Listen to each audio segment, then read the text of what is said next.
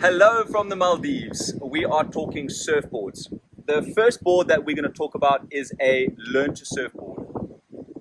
Now, what makes a learn to surf board? We need stability, we need balance, we need to be able to learn muscle memory. So the parts of the surfboard that help with that is the thickness of the rails, the thickness of the whole board, the width from rail to rail, how big is it, and how much flotation does it have. These are very important aspects when we think about a learn to surf board, because the whole thing about learning to surf is learning muscle memory. We need to train our muscles how to move before we progress to a shorter, more performance-orientated surfboard. If you notice, on this board we've got something called a lizard skin, and this is a soft material, okay, and you can see it nearly resembles or very much resembles a lizard skin, and it gives you grip. You don't have to put wax. You see a lot of surfers, they're putting wax on their surfboard. This lizard skin is designed that it's still very grippy, so you don't slide when you're learning to surf. The nice thing about this board is it's got plastic fins.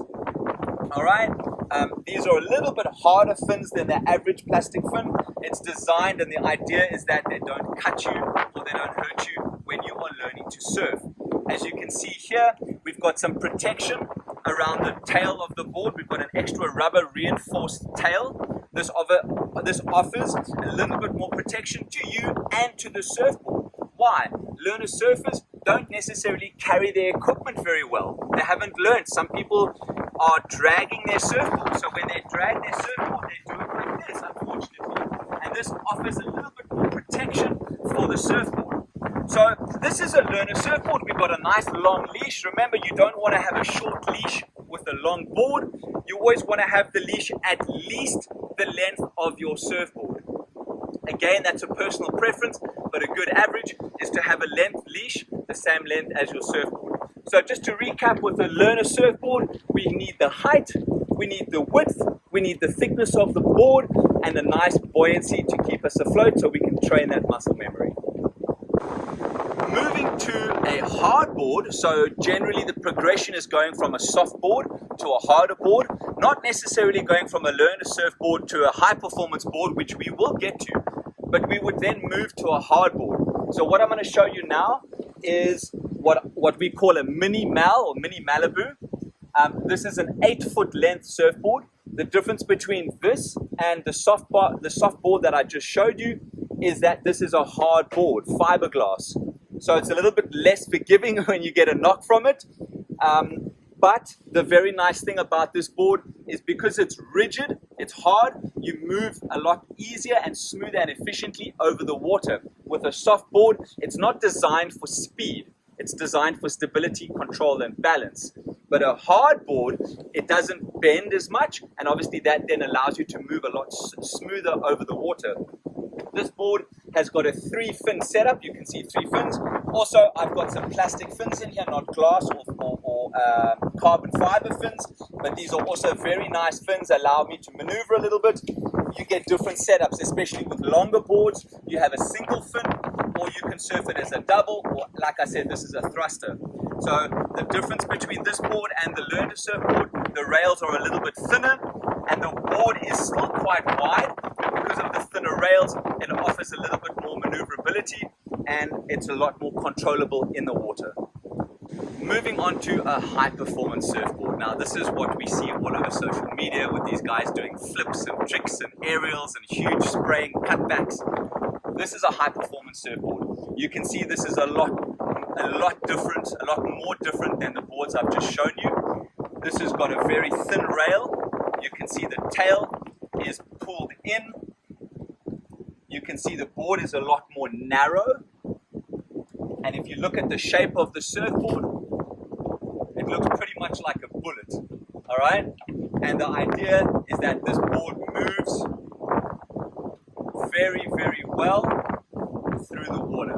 You can maneuver this board, it's very light, and because of the tail and you've got the fins, the board is able to be maneuvered in different ways. We've also got what we call a rocker, so you can see how from the front part of the board you see the nose coming up. That helps with maneuverability, direction of the board when you start getting into more advanced techniques and technical surfing. But you can see a big difference between a high performance board and a Minimal. As you can see here, we've got our deck grip. This is our grip for our back foot. You can see here the back foot goes up against this little ridge, very close to the back. The idea is that your back foot is placed over where your fins are. These are what help you control and keep you stable in the water. And you will see that all surfboards have got the deck grip placed directly over the fins. Here's one fin, there's another fin, and there's the center fin. So this is placed very specifically at the back of the board. So this is a high performance board. Big turns, big sprays, big dynamic surfing. That's what a high performance board is for. Last but not least, we have what we call a fun board. Now these days we have 1,000 different fun boards, from the fish to an egg to, I don't know, the names that they're coming up with for fun boards these days, I can't keep track of it. But generally a fun board is a little bit shorter. It's got a little bit more buoyancy, so it floats a little bit easier. Sometimes you'll see thicker rails towards the front, the nose of the board, that helps you get into a wave. But as you can see, this board is a lot shorter than me. I'm 6'2" or 185. This board is like a 5'8" or a 5'9". It's quite short, okay? We also have, with the fun board, we've got those nice thin rails, so it's super maneuverable. It's about as wide as a high performance board, maybe a little bit more wider than a high performance board, a little bit more stability, because obviously we've got a very short board, so we need that stability. Again, you see there's not a lot of rocker with this board. Now again, fishes and eggs and all these different types, some of the fun boards you might have a bit more rocker, but if you look at this, it's pretty much flat. It doesn't have as much rocker and as much concave. If you look, when I'm talking about concave, this is very flat across the middle of the board. A lot of boards, even high performance boards, it kind of goes from the rail to rail and it goes in a concave shape. Sometimes it goes from rail to stringer. So this wooden line in the middle of your board is called a stringer. And sometimes you have a concave from this rail to the stringer, and then again another concave, and that's all about maneuverability and flowing through the water. You can see this board has got a thruster setup. It allows for 3 fins. You can surf it with 1 fin, you can surf it with 2 fins, or you can surf it with all 3. And again, if you look to see where the tail pad is being positioned, it's right at the back of the board. This is where you want your back foot. The further your foot is at the back of the board, the more you are able to maneuver and turn your board in a very dynamic way. Fun board. Thanks for watching until the end.